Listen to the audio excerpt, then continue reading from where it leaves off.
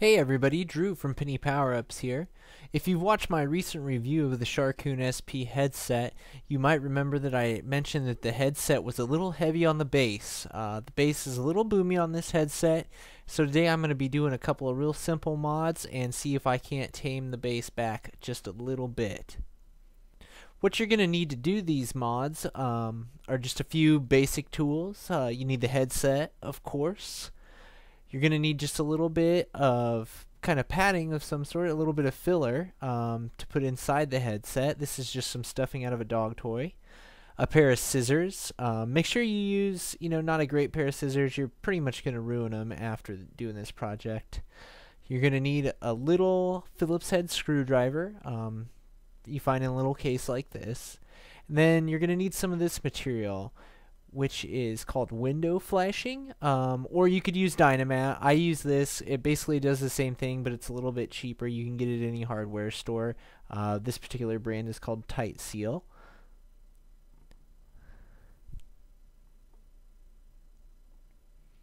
So the first thing we're going to do is remove the ear pads from the headset. It's a pretty simple process. Just kind of stick your fingers inside the ear pads and stretch them out a little bit, and they come right off. It's not real tough at all. I wasn't really worried about tearing it or anything. They seem pretty well constructed, so just go ahead and stretch them out a little bit and pop those right off. After you get those off, this is what you're going to see under the headset. You're going to see kind of the grills that are on top of the drivers. You can see there are, once we get them flipped over here, you can see there are 3 little holes on each of these covers, and that's where your Phillips screws are that you're going to have to remove. So we'll go ahead and we'll take our Phillips screwdriver, and we're going to start popping these out.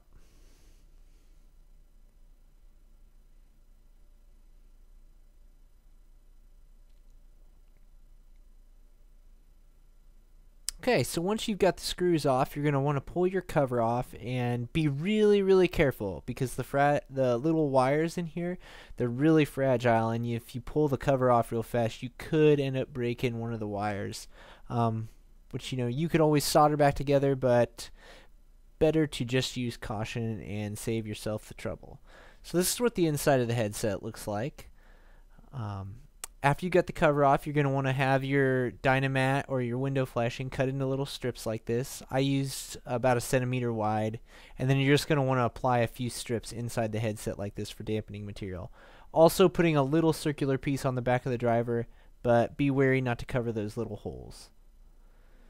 Then we're going to take our stuffing. You want to use this stuff really sparingly, so just get a little chunk. You don't need a lot at all. And then just kind of stretch it out. You want it to be kind of evenly dispersed inside the ear cup. We're going to try to go ahead and get it tucked in here a little bit. Let me see if I can get this on camera a little bit better though. Okay, so here you go. You just want to go ahead, like I said, just kind of tuck the stuffing in there just evenly. What this is going to do is hopefully clear up some of that muddy base, make it a little bit sharper, a little bit punchier.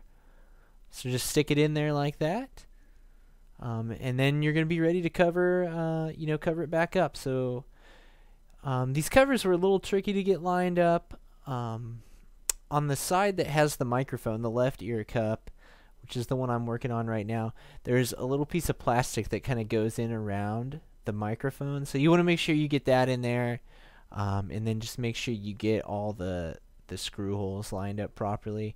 It's not really that difficult to do, but be sure that you don't get any wires under your screw holes though. I've made that mistake when tinkering with other headsets before and kind of stripped the insulation off of a wire by screwing into it. So then I'm just going to speed up this video here. This is just me putting the screws back in.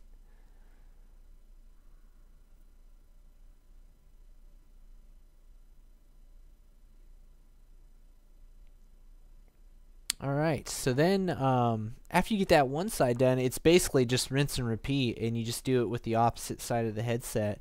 More or less just follow the exact same process. Really pretty easy to do.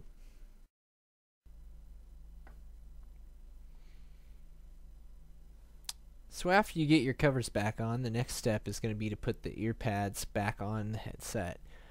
Not a very difficult process. Basically just the opposite of taking them off. You kind of get one on one end of the headset, you work the material into the little crevice there, and then you just stretch it out and just use your fingers to work it in the crevice all along the way until you get it on there nice and snug. Once you get it all the material kind of in that little crack or crevice, I kind of rotate the pad just a little bit back and forth to make sure everything's securely in position. You know, do one side then the other. It's a pretty basic process.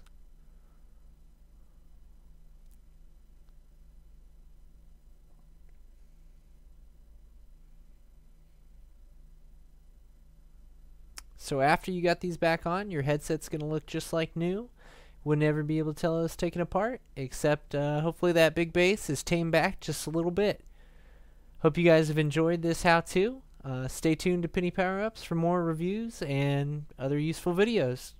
Thanks a lot.